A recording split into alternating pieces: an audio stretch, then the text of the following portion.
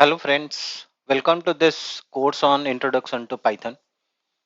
In this particular course, we'll be covering up around 11 to 12 modules, which I'll be going to show that in my next slide. This particular course is primarily on hands-on driven, so I would be actually sharing you all the demo codes in my GitHub link, which will come up in video link as well. So let's start. By the end of this particular course, guys, you will be able to understand the fundamental concept of Python programming, explain the concepts of data type variables and operators. We'll also understand or demonstrate the use of input and output operations. It is similar to, in C or C++ or Java. You take input from the user or you display output back to the user. For example, in C, we use printf, right, which is nothing but an output operations, right? And in C we have got multiple functions to take input from the user. Could be get ch, get c, get s, scanf, right? Similar to that in C or C++, right? In C++ we use something called cin and cout, right? In Java, system.out.println. So any programming language you get in, the first operations that we generally perform is about how do you take input from the user and how do you display the output back to the user. So this is what exactly we will cover in this module. The next module in any programming language, we understand something called as a control structure, right? Which is nothing but how do you take conditions, how do you make conditions, put conditions into the program, what are the various kind of loops that can be implemented, right? So we'll also see the similar kind of stuff in Python as well. In the next module, we'll discuss about a concept called modules and packages. Now those who are coming from Java would be very comfortable with this keyword called packages. um, but if you are coming from, let's say, C or a C++ or a .NET, you would be okay with a concept called namespaces, right? So we will understand that how it is implemented or how it has been done in Python in terms of modules and packages. Then we'll also understand, if you see the concept of packages, right? We use a keyword called import, basically for the users who are compatible with Java program. Or if you're coming from other programming languages, we use something called as an has include. If you just remember in C or a C++, right? Something similar to that, what you call as an import statement. So there are multiple ways an import statement can be used in Python, right? It is different than what Java do. We will see that in a separate module. In the next module, we'll discuss about functions, right? And you understand the building block, primary building block of any programming language is nothing but functions, which are nothing but a set of code which is meant to be reusable, right? It is like write once and use it many a time. Now, functions can be classified into broadly into two categories, right? One is a user defined function which I am going to create for my own requirement. Second is what has been given to me as a pre-built. So we will discuss about both in this particular module, which is called Python functions.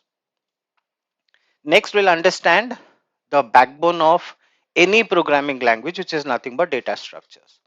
So we will see here what are the different data structures are available in Python and how do you go and work with them. So this is going to be a separate module altogether. The next most important part, wherein Python plays a quite a vital role for a developer or for a programmer or for a data scientist, is nothing but regular expressions. Now, regular expression is not a new concept. If you're coming from any scripting language like Unix, or if you're coming from a programming language in Java, regular expressions are there. If you're coming from Unix, you would be comfortable in using a command called grep, or you would have been using a command called cut, right? Or WC. Similar to that, if somebody is coming from a Java, regex is actually available as a package, right? And in Python, it is, you would say, probably the strongest component in Python is regular expressions. And we will take up a separate module to explain you the concept of regular expressions. Last, I'll try to put a particular a kind of a quiz which is going to evaluate your understanding about what you have learned over this 10 to 11 modules, right? That is how this course will be organized. The first part in this particular video, what I'm planning to cover is nothing but the fundamental concept of Python programming. So let's begin with the first module, which is about Python programming. So what we'll cover Here we'll understand the basic concept of Python programming. We'll understand the steps that is needed to install Python so that I can start working with Python. Then I will display or demonstrate some of the keywords that is there in Python. Probably I'll give you a list of keywords in this, but during this particular tutorial, we'll see all the keywords are getting used, right? So these are some of the comments that I have received from python.org site, which is an official site of Python programming. Then we'll understand in any programming language you go in, we need to understand putting comments. Now, various programming language uses various way of putting comments. Somebody gives a single quote, somebody give a two slashes, some give us two hash, right? Uh, and you can have slash and star for a multi-line comment entries, right? We have, if you have done it in Java. So similarly, we'll also see what are the various ways the comments can be given in Python. In Python, indentations plays a quite a vital role. It is different than any other programming languages, right? Now, with indent and without indentation, you will see a different result coming in same program, right? So we will understand why indentations are very very important, and probably we'll look at one or two demos related to the indentations as well. So let's begin. Let's start up with a concept of Python overview. Question is, why somebody goes and go and create a Python as a programming language? See, everything which is get created, there is a reason behind it, right? And what could be the reason for which somebody goes and create a Python programming language? Let us understand the features first, then we'll understand. As you can see, the names I have displayed on this PPT called Goody Van Rossum, who's actually the creator of this particular programming language. So what are the strongest features of this particular Python as a programming language? First is it is dynamically typed language. Now this terms looks to be new to many of you, but once you see a demo, it becomes quite easy, right? Second one is a general purpose programming language. It's like, normal programming language that we work with, like a C, C++, Java. It is something similar to that. It also supports OOP. Then the third point basically say that, okay, it is like C++ and Java because it support object-oriented programming. Those who are coming from object-oriented programming language, you would understand we talk about a concept called class, objects, inheritance, polymorphism, data hiding, abstractions, right? We talk about all these particular terms. So that comes under OOP.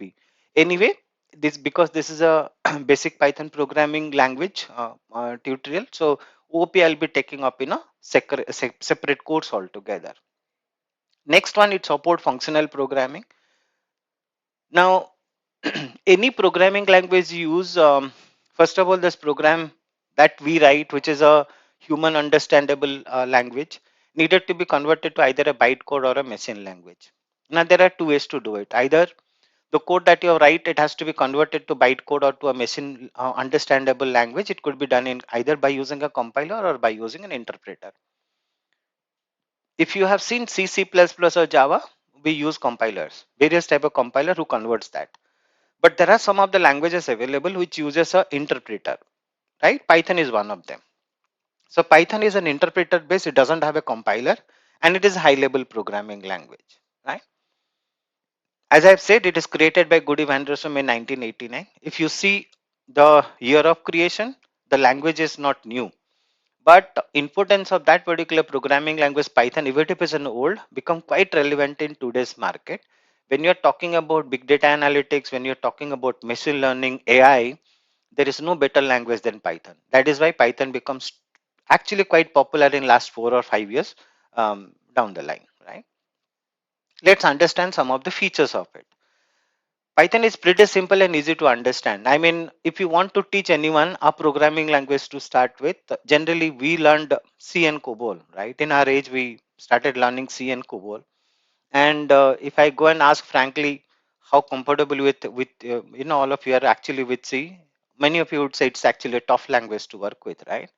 But it is a low level coding. That is why it is tough. But there is C is actually a beautiful language to work with.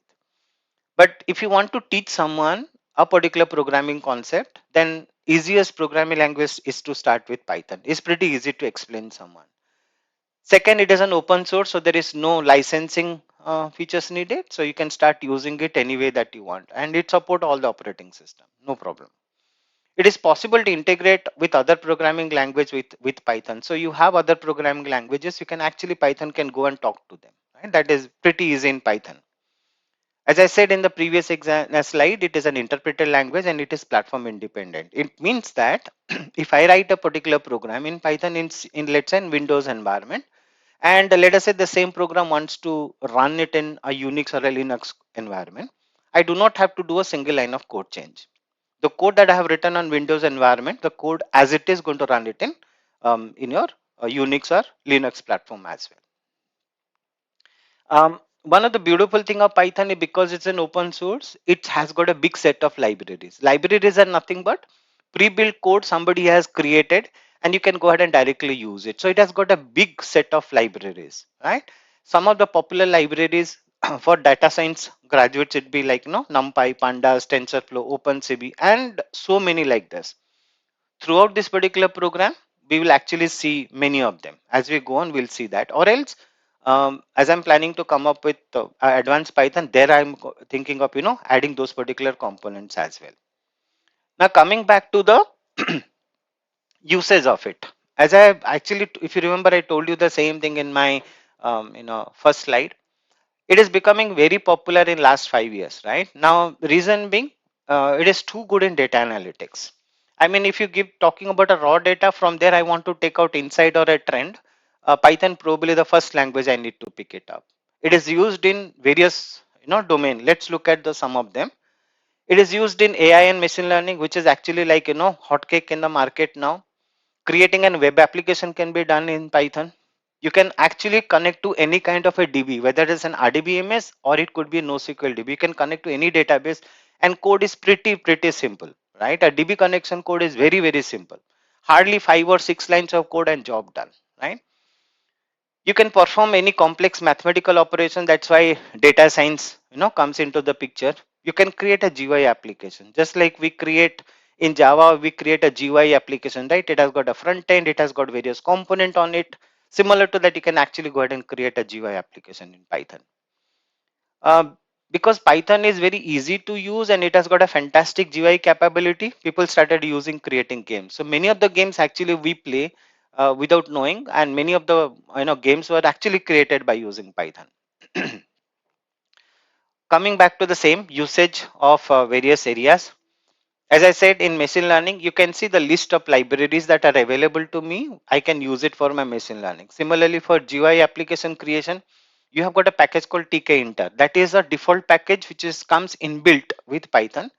The pyqt or wx Python are the two other library which you can install it for free if you want to use them for creating GUI applications. Similarly, in other domain, if you see guys, there are web framework. Django is one of the famous one to create a web framework. Flask, CherryPy, Web2Py, Py.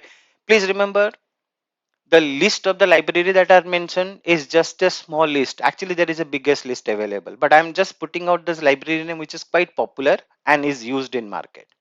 Image processing can be done by using a package called OpenCV or a Pillow. Web scraping can be done. Those who are from testing background probably heard about Selenium, right? Test framework are also available with a PyTest and robot. Multimedia application can be developed, scientific computing programs can be done, and so on. And you look at DB connection. There are different libraries are available using which you can connect to various kind of a DB. This is a small list of area of usage of Python. Question is, can I do the same thing on other programming language? Answer is yes. But how easy or how difficult it is? Because I worked with multiple set of programming languages by now, Python is probably the most easiest programming language to work with all these particular areas, right? Let's go to the next slide. How about installation and what are the editors available? See, there are two things. Either you install it in a local laptop or a desktop based upon your operating system and version. That is the first thing that you can do. Second is you have different editors are available, which is for which you actually don't have to install anything. For example, if you can see in my, I'll just put a marker here, right? If you see Jupyter Notebook, or let us say if you are saying Jupyter Notebook, or if you say let's say Google Colab. Now these are something like online editor which you can start using it for your practice. You do not have to install anything. But If you install Python locally, then you have ideally as an inbuilt editor given to you. PyCharm is a separate editor which you can install. If nothing else works out, then everyone have a notepad and a text pad, right? You can write a program and run it at a command prompt, right? So even in down the line, I will also show you the demo created using Eclipse. So those who are coming from Java, you would be very comfortable in using Eclipse, right? So you can use Eclipse also to write down a Python code. So options are plenty to work with in, with Python. Let's talk about keywords. Now, any program language you get in, first thing you have to understand what are the different keywords available in that particular programming language. If you read books, it says that you should not define a variable with a predefined keyword of that particular language. Makes sense, right? So now question is, what are the keywords available? Now I'm just giving you a list of the keywords what you can see in this slide. Probably some of them we are going to use it in this particular tutorial, but others I'll just take it up in some other module separately. Because Python is interoperable, right? It could be the same code which runs on Windows also going to run in, let us say, in Linux or Unix. That is why it has to be case sensitive. So all the keywords that you see, right, all are going to be case sensitive, and it has to be used as it is what has been shown in this. If you want to see the entire list of keywords that are available, you can write on these 2 lines of code and you can see the list of keywords that are available in Python. And some of the keywords, I don't know, but some of the keywords would look new to many of you, right? If you are coming from a different programming language, let me do one thing. I'll just take a marker and put it a different color code. I hope many of you would be thinking pass is a kind of a new keyword, raise is a keyword which is a new one, right? Yield is a keyword which is considered to be new. You can see def as a keyword which is considered to be new. Anyone coming from Java would be okay with this keyword called finally, right? Anyone coming from uh, Java, again, you'd be comfortable with an import keyword. If anybody is coming from, let us, an SQL, they're okay with a keyword called in. Lambda is a new keyword, right? Lambda is a kind of a new keyword. If you are, you would have seen this keyword considered or discussed in Java, right? Otherwise, some of the keywords you might have heard about it, right? But some of the keywords are new, right? If there is a time permits, I'll just take you through them with specific demos and add a separate video to describe about all these particular keywords. So please note down, these are some of the keywords that have been listed in Python. Let's talk about comments. Now, before I start writing any program, I must know how do you provide comments. Now, you can provide comments at the beginning of a program. It could be within a lines of code or it could be the same line. Sometimes you give comments which are multi-line. Now question is, how do I do the comments? So first reason is why we provide comments, right? We understand that comments are that particular part of the code which you do not want to execute, right? We say that comments and comment lines are never get executed. Now question is, why you write such line of code which never go through an execution process? Basically it is to explain a particular block of code. Generally, when I write a logic of a particular program, at the top of that I need to say what this particular block of code supposed to do, right? It is like describing what that particular code will do. So generally, we, for description, how do I provide a description? So it is going to be a comment entry. Irrespective of whichever the programming language you use, we provide comment entries. So there are 3 ways you can provide comments in Python, right? First is a single line comment entry. And please remember, comment lines in Python start with a hash. You can see it here, right? It is a hash. So this whole line is actually going to be considered as a comment line, right? So any line which begins with a hash is a comment line. That is a single line comment entry. The second way you can do it is, let us say I have written down a line of code, but I wanted to describe what this particular line of code means to someone. Then after that line is over, at the end, I can actually write down this. So this is a comment entry which is basically against this particular line, which describe what the line is supposed to do. Right? This is also one way of doing comment entry. And the third one is what we call in any other programming language called multi-line comment entry. So here you can see I have written actually 3 lines of comment entry, right?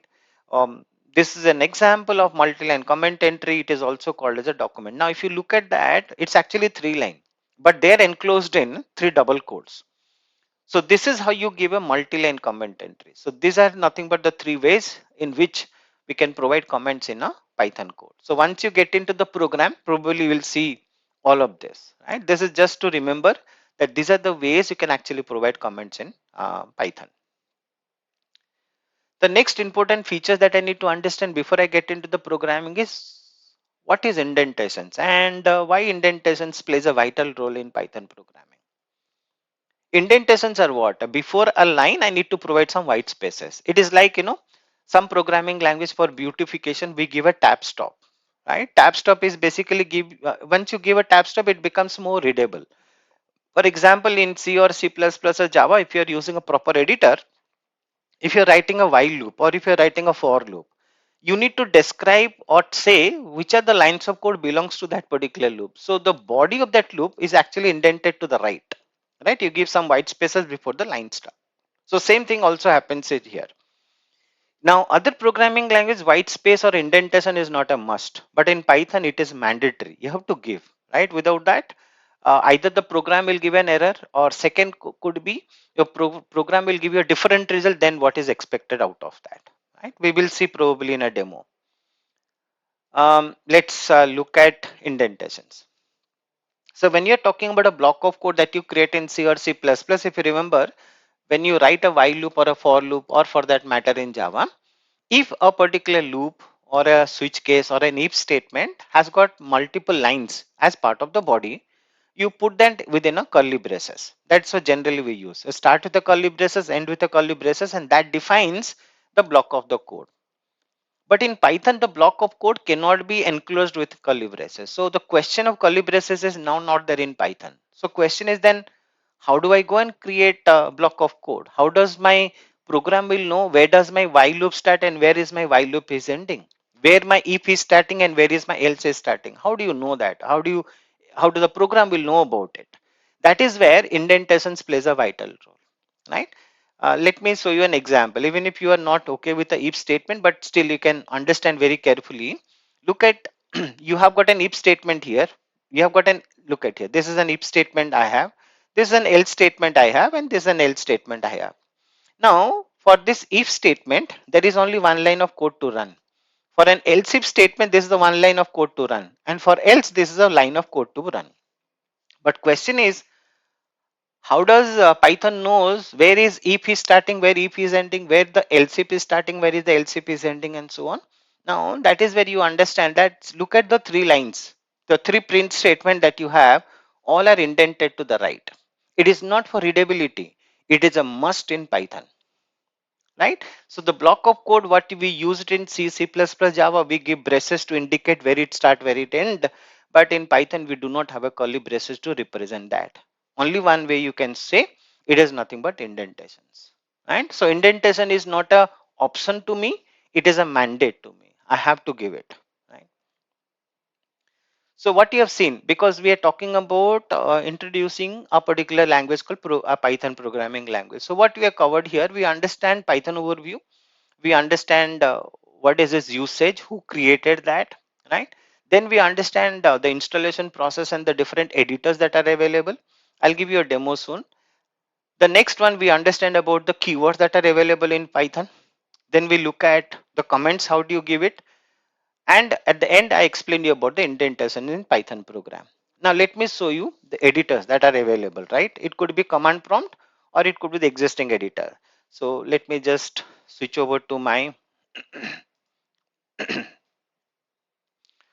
browser. If all of you are able to see my browser, so this is your Jupyter notebook, right? So in the Jupyter notebook, as I said, you do not have to install anything. By default it runs with Python 3 kernel. Just write down the code and you just make the code run. That's it, right? Now, as I said, Jupyter notebook, you have to install it, and once your installation is done, inbuilt edit and inbuilt Python will be there, and you can start working with that. Other option is Google Colab, right? Google Colab is accessible. If it's an open net, you can access it. There is no restriction on that. So once you open up a Google Colab, you can create your own module and you just write down the codes in block and just make it run. If you see the Jupyter notebook and if you see a Google Colab, which I have showed you parallelly next to each other, there is no difference, right? Because you don't have to install anything. You just have install Jupyter notebook, which is Anaconda, And Google Colab directly you can access it from a browser. So if you have got a net access, you can anyway access your Google Colab and start working with Google Colab. Now this is for um, the Google Colab and Jupyter Notebook.